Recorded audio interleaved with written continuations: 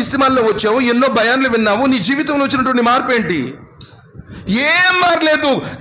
కొంచెం ప్యాంటు కూడా పైకి రాలేదు, గడ్డం కొంచెం కూడా కిందకి రాలేదు అంటే నీ గుండె చచ్చిపోయిందని అర్థం. జీవోత్సవాలుగా మారిపోయాము అని అర్థం. ఎన్ని చెప్పినా మన యొక్క హృదయం కదలడం లేదు అని అర్థం. వింటున్నాం పోతున్నా తర్వాత ఉన్న వైసా బోలేజీ, మొలసా బచ్చా బోలేజీ, ఉన్న అచ్చనై బోలేజీ తీర్పులు ఇయటానికి జడ్జిల్లాగా పేపర్ పైన పట్టుకుని మార్కులు వేసేటువంటి పరిస్థితుల్లో ఉన్నాం. అస్తగ్ఫిరుల్లాహ్, నౌజుబిల్లా మిన్ జాలిక్. నిజంగా ఆలోచించండి. నాకు ఇవ్వబడినటువంటి అంశం కూడా పరలోక చింతన. పరలోక చింతన ప్రజల్లో లేదు, పరుల చింతన ఉంది. వాడేం చేస్తున్నాడు, వీడేం చేస్తున్నాడు, ఎదురుడేం చేస్తున్నాడు, పక్కింటోడు ఏం చేస్తున్నాడు, వాళ్ళ గురించి వీళ్ళ గురించి 24 hours నా పరిస్థితి ఏంటి అని ఆలోచించుకోవడంలా. మౌల్సాబ్ ఏం చేస్తున్నాడు, మొతవల్లి ఏం చేస్తున్నాడు, మసీదులో వాళ్ళు ఏం చేస్తున్నారు, వాళ్ళు ఎలా చేస్తున్నారు, అస్తగ్ఫిరుల్లాహ్. ఇదే జీవితం అయిపోయింది. పరుల చింతన, పైసల చింతన.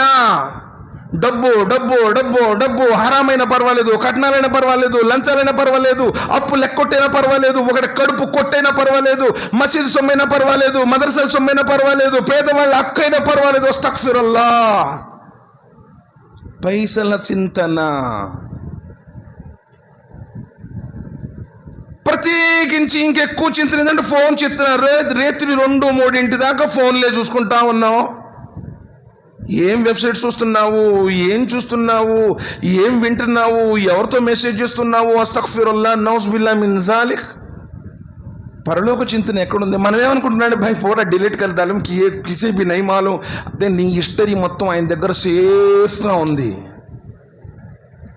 ఈరోజు నువ్వు ఇలా ఉన్నావు, నువ్వే కనీసం 5 పూట్ల నమాజుకు రావు, ఇంట్లో నీ పిల్లగాడేమొస్తాడు, నీ భార్య ఏం చదువుతుంది? సోదరులారా, అల్లాహ్ సుబ్హానహు వ తఆలా అంటున్నాడు, యా అయ్యుహల్లదీన ఆమను తఖుల్లాహ్. విశ్వాసులారా, నిజంగా మీ గుండెల్లో అల్లాహ్ యొక్క భీతి ఉంటే, నువ్వు అల్లాహ్ని నమ్మితే, పరలోకాన్ని విశ్వసిస్తే, జన్నతులో వెళ్ళాలనేటువంటి కోరిక ఉంటే, తీర్పు దినముందన్న ప్రగాఢ నమ్మకం ఉంటే, ఇత్తఖుల్లాహ్, భయపడు. నన్ను పుట్టించినటువంటి నా స్వామి నన్ను చూస్తున్నాడు. నేను చేసే ప్రతి పనికి, మాట్లాడే ప్రతి మాటకు, చేసే ప్రతి క్రియకు ఆ స్వామి సన్నిధిలో నేను జవాబు ఇవ్వాలి అని భయపడు. వల్తన్జుర్ నఫ్సు మా కద్దమత్ లిగద్. ప్రతి వాడు రేపటి కోసం ఏం చేసుకుంటున్నాడో నేడే చూసుకోవాలి. క్యా హై భయ్ హమారే పాస్, ఏముందని మన దగ్గర? ఆనాడు వాళ్ళు జీవితాన్ని మొత్తం ధారపోసినా కానీ, తృణప్రాణంగా ప్రాణాలను త్యాగం చేసినా కానీ, నా పరిస్థితి ఏమవుతుంది, నా పరిస్థితి ఏమవుతుంది, ఎల్లప్పుడూ ప్రతి క్షణం పరలోక చింతన. అబ్దుల్లా బిన్ అమ్ర్ బిన్ ఆస్ రదియల్లాహు తఆలా అమ్ర్ బిన్ ఆస్ రదియల్లాహు తఆలా కుమారుడు, నవ యువకుడు. వివాహానికి వయసు వచ్చింది అని చెప్పేసి తండ్రి మంచి అందమైనటువంటి అమ్మాయిని, ధార్మిక పర్రాలైనటువంటి స్త్రీని తీసుకొచ్చి వివాహం జరిపిస్తారు. రోజులు గడిచిపోతాయి, వారాలు గడిచిపోతాయి. అమ్ర్ బిన్ ఆస్ రదియల్లాహు తఆలా కోడలు అడుగుతారు, అమ్మా ఎలా ఉంది మీ వైవాహిక జీవితం? ఆ పుణ్యాత్మురాలు ఏమంటుందో తెలుసా, మామయ్య గారు పెళ్ళై ఇన్ని రోజులైతున్నా మీ కుమారుడు ఇంతవటికి నా బయట కొంగు వైపు కూడా చూడలేదు. నేనేం చెప్పాలి, నా సంసార జీవితం ఎలా జరుగుతుందో? అమర్ బిన్ ఆస్ రదియల్లాహు తఆలా వారు ఆశ్చర్యపోతారు. ఏమైపోయింది, ఈడేమన్నా పిచ్చోడైపోయాడా ఏంటి? పెళ్ళయింది, భార్య పక్కనుంది, ఎందుకు ఈ విధంగా జరుగుతుంది అని చెప్పి అడిగాడు. ఏంటంటే నా హృదయానికి అలాంటి ఒక చింతన, ఒక రోగము, ఒక వేదన పట్టుకుంది. నేను ఎలా జన్నతులో వెళ్ళాలి, అందుకనే పొగులు ఉపవాసం ఉంటున్నాను, రాత్రిపూట్ల తహజ్జుద్ నమాజ్ చదువుతున్నాను, భార్య వైపు చూసేటువంటి సమయం నా దగ్గర లేదు అన్నాడు. రదియల్లాహు అన్హు వరదు అని అల్లాహ్ సుబ్హానహు వ తఆలా ఎవరిని ఇష్టపడ్డాడో ఆ సహబాల యొక్క పరిస్థితి ప్రతి క్షణం. అమర్ బిన్ ఆస్ రదియల్లాహు తఆలా అన్హు వారు భయపడి వెళ్ళిపోతారు. నబీ కరీం సల్లల్లాహు అలైహి వసల్లం వారి దగ్గరికి, ఓ ప్రవక్త ముహమ్మద్ సల్లల్లాహు అలైహి వసల్లం, నా కుమారుడికి మీరు ఏదైనా నసీహత్ చేయండి. ఇదిగో వివాహం జరిపిస్తే ఇంతవటికి భార్య వైపు చూడడం లేదు, పొగులేమో ఉపవాసం ఉంటున్నాడు, రేత్రేమో తహజ్జుద్ నమాజులు చదువుతున్నాడు అంటే నబీ కరీం సల్లల్లాహు అలైహి వసల్లం, అబ్దుల్లా ఏంటి చెప్పేది నిజమేనా అంటే, అవును ప్రవక్త, నాకు అలాంటి వేదన పట్టుకుంది. ఒకవేళ నేను చచ్చిపోతే నాకు గతి ఏమవుద్ది, ఎట్లనైనా సరే నేను జన్నత్తులో వెళ్ళాలి అని చెప్పేసి పొగులు మొత్తం ఉపవాసం ఉంటున్నాను, రేత్రి మొత్తం తహజ్జుద్ నమాజ్ చదువుతున్నాను అన్నారు. నబీ సల్లల్లాహు అలైహి వసల్లం వారు అప్పుడు ఉపదేశం చేశారు, అబ్దుల్లా గుర్తుంచుకో, నీ శరీరం మీద నీ శరీరం యొక్క హక్కు ఉంది, నీ భార్యకు కూడా హక్కు ఉంది, అందరి హక్కులు నెరవేర్చయ్యా. నువ్వు అప్పుడప్పుడు ఉపాసనను విడిచిపెట్టు, కొంత సమయం కూడా భార్యతో సమయాన్ని గడుపు అని చెప్పి నబీ కరీం సల్లల్లాహు అలైహి వసల్లం వారు ఉపదేశించడం జరుగుతుంది సోదరులారా. మరి నిజంగా చూడండి, ఈరోజు ఫజర్ నమాజులు చదవడంలో మనం అస్తగ్ఫిరుల్లాహ్, వారాలు నువ్వు ఫజర్ నమాజులకు రావటం లేదంటే నువ్వు డూప్లికేట్ నోట్ అని అర్థం.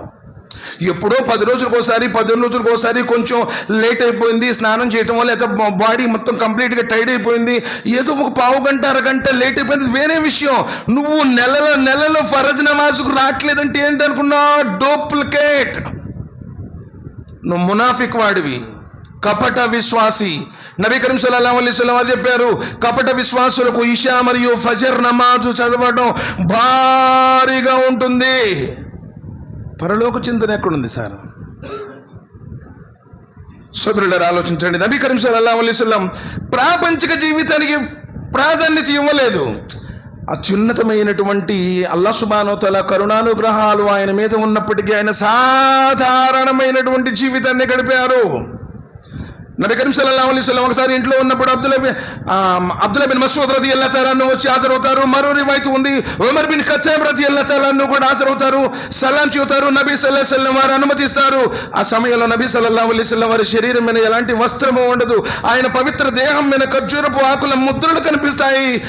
బోరు నేడుస్తాడు ఉమర్ రదియల్లాహు తఆలా అన్హు. అయితే నబీ కరీం సల్లల్లాహు అలైహి వసల్లం కిస్ర కైసర్ల యొక్క వైభవం చూడండి, ఎన్ని సుఖాలను అనుభవిస్తున్నారు. అల్లాహ్ యొక్క ప్రవక్త అయ్యుండి మీరు ఇంతటి నిరుపేద స్థితిలో ఉన్నారు, మీరు అనుమతిస్తే మెత్తటి పరుపులను మీకోసం కానుగ్గా ఇస్తాము అని. నబీ కరీం సల్లల్లాహు అలైహి వసల్లం వారు అంటారు, ఉమర్, అల్లాహ్ సుబ్హానహు వ తఆలా పరలోక జీవితంలో ఉన్నతమైనటువంటి స్థానాలను ప్రసాదించడం నీకు సంతోషం కలిగించలేదా? అబ్దుల్లా బిన్ మస్ఊద్ రదియల్లాహు తఆలా అన్హుతో చెప్తారు, అబ్దుల్లా, ఈ జీవితం ఎలాంటిదంటే ప్రయాణికుడు ప్రయాణం చేస్తూ అలసిపోయి ఆ ఎండ వేడికి తట్టుకోలేక ఓ చెట్టు కింద ఆగి విశ్రాంతి తీసుకుని తిరిగి మరలా ఏ విధంగా తన గమ్యస్థానానికి బయలుదేరతాడో అలాంటి ఈ క్షణభంగురమైన ఈ జీవితంలో ఇన్ని సుఖాలు మనకు అవసరమా అంట. సోదరులారా, నిజంగా ఎవరు కూడా అలాంటి పరిస్థితులు లేరు. అందరు కూడా మంచి ఇళ్ళు ఉన్నాయి, మంచి వాహనాలు ఉన్నాయి, అందరికీ అన్ని రకాల సుఖాలు ఉన్నాయి. మనలో ఈమాన్ తగ్గిపోయింది. యథార్థం, నువ్వు ఒప్పుకున్నా ఒప్పుకోపోయినా ఫోను ప్రేమ పెరిగిపోయింది, హరాం తింటున్నావు, హరాంతోనే ఉంటున్నావు. అందువల్లే ఈరోజు ఆ తక్కువ యొక్క మాధుర్యాన్ని, ఆ మజాని మనం ఆస్వాదించలేకపోతున్నాం. ఈరోజు మన పిల్లలు తాగుబోతులు అవుతున్నారు, తిరుగుబోతులు అవుతున్నారు, బేపరలతో తిరుగుతూ ఉన్నారు. కారణం ఏంటంటే స్వచ్ఛమైనటువంటి విశ్వాసము మన జీవితంలో లేకపోవటం వల్ల. ఏం చూస్తారు రేపటి రోజున అల్లాహ్ ముందు ఏం ముఖం పెట్టుకుని నుంచుంటావు?